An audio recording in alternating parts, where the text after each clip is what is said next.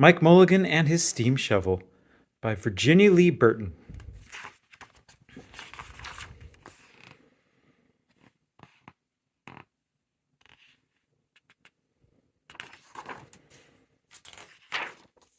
To Mike.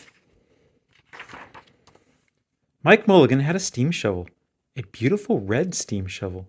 Her name was Mary Ann. Mike Mulligan was very proud of Mary Ann. He always said that she could dig as much in a day as 100 men could dig in a week, but he had never been quite sure that this was true. Mike Mulligan and Mary Ann had been digging together for years and years. Mike Mulligan took such good care of Mary Ann, she never grew old. It was Mike Mulligan and Mary Ann and some others who dug the great canals for the big boats to sail through. It was Mike Mulligan and Mary Ann and some others who cut through the high mountains so that trains could go through. It was Mike Mulligan and Mary Ann and some others who lowered the hills and straightened the curves to make the long highways for the automobiles.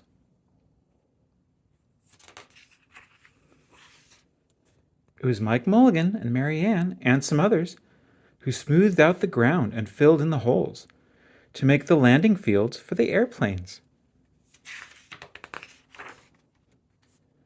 And it was Mike Mulligan and Mary Ann and some others who dug the deep holes for the cellars of the tall skyscrapers in the big cities. When people used to stop and watch them, Mike Mulligan and Mary Ann used to dig a little faster and a little better. The more people stopped, the faster and better they dug.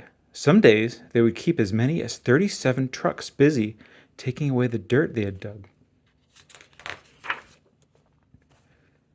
Then along came the new gasoline shovels, and the new electric shovels, and the new diesel motor shovels, and took all the jobs away from the steam shovels. Mike Mulligan and Mary Ann were very sad.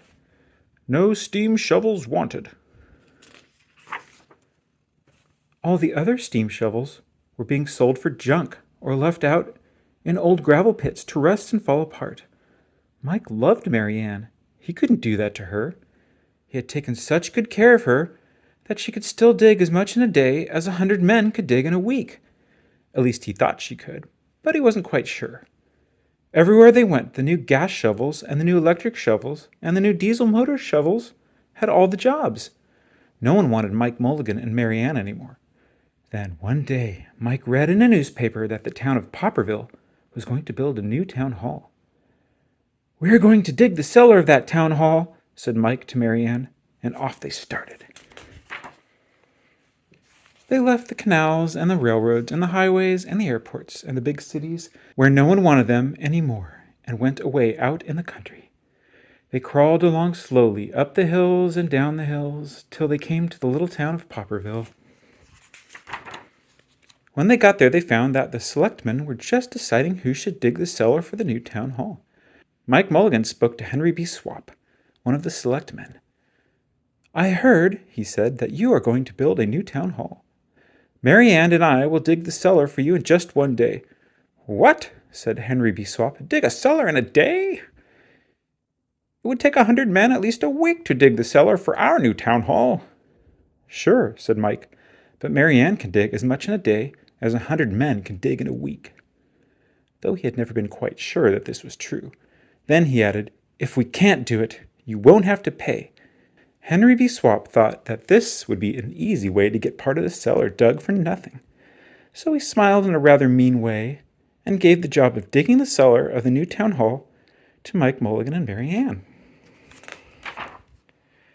They started in early the next morning, just as the sun was coming up. Soon a little boy came along. "Do you think you'll finish by sundown?" he said to Mike Mulligan.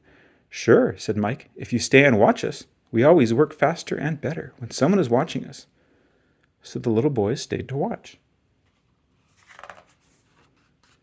Then Miss McGillicuddy, Henry B. Swap, and the town constable came over to see what was happening, and they stayed to watch.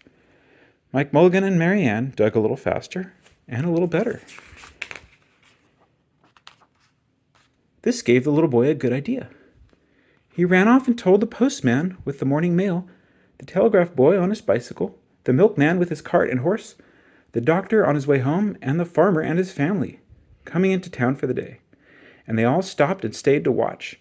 That made Mike Mulligan and Mary Ann dig a little faster and a little better. They finished the first corner neat and square, but the sun was getting higher.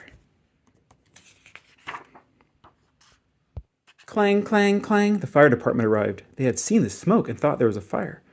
Then the little boy said, "Why don't you stay and watch?" So the fire department of Popperville stayed to watch Mike Mulligan and Mary Ann. When they heard the fire engine, the children in the school across the street couldn't keep their eyes on their lessons. The teacher called a long recess, and the whole school came out to watch. That made Mike Mulligan and Mary Ann dig still faster and still better. They finished the second corner neat and square, but the sun was right up in the top of the sky. Now the girl who answers the telephone called up the next towns of Bangerville and Bopperville and Kipperville and Copperville and told them what was happening in Popperville. All the people came over to see if Mike Mulligan and his steam shovel could dig the cellar in just one day. The more people came, the faster Mike Mulligan and Mary Ann dug. But they would have to hurry. They were only halfway through, and the sun was beginning to go down. They finished the third corner, neat and square. Never had Mike Mulligan and Mary Ann had so many people to watch them. Never had they dug so fast and so well, and never had the sun seemed to go down so fast. "Hurry, Mike Mulligan, hurry, hurry," shouted the little boy. "There's not much more time." Dirt was flying everywhere, and the smoke and steam were so thick that the people could hardly see anything but listen. Bing, bang, crash, slam, louder and louder, faster and faster.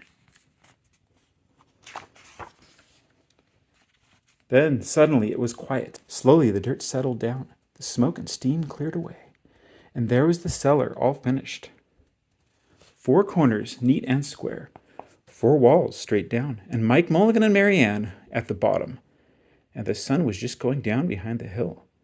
"Hooray!" shouted the people. "Hooray for Mike Mulligan and his steam shovel. They have dug the cellar in just one day." Suddenly the little boy said, "How are they going to get out?" "That's right," said Miss McGillicuddy to Henry B. Swap. "How is he going to get his steam shovel out?" Henry B. Swap didn't answer, but he smiled in a rather mean way. Then everyone said, "How are they going to get out? Hi, Mike Mulligan, how are you going to get your steam shovel out?" Mike Mulligan looked around at the 4 square walls and 4 square corners, and he said, "We've dug so fast and we've dug so well that we've quite forgotten to leave a way out." Nothing like this had ever happened to Mike Mulligan and Mary Ann before, and they didn't know what to do. Nothing like this had ever happened before in Popperville. Everybody started talking at once, and everybody had a different idea, and everybody thought that his idea was the best. They talked, and they argued, and they fought, till they were worn out, and still no one knew how to get Mike Mulligan and Mary Ann out of the cellar they had dug. Then Henry B. Swap said, "The job isn't finished because Mary Ann isn't out of the cellar, so Mike Mulligan won't get paid." And he smiled again in a rather mean way.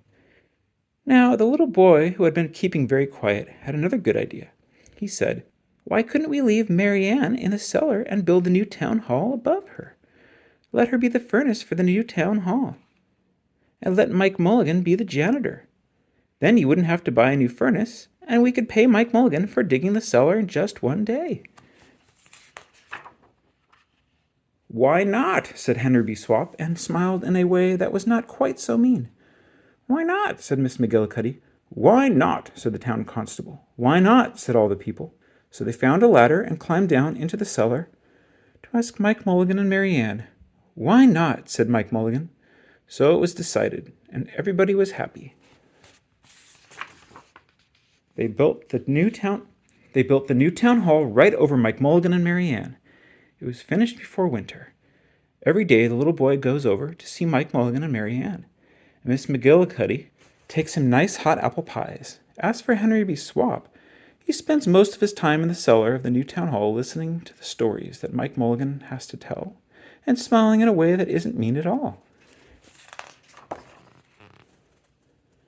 Now, when you go to Popperville, be sure to go down in the cellar of the new town hall. There they'll be, Mike Mulligan and Mary Ann. Mike in his rocking chair, smoking his pipe, and Mary Ann beside him, warming up the meetings in the new town hall.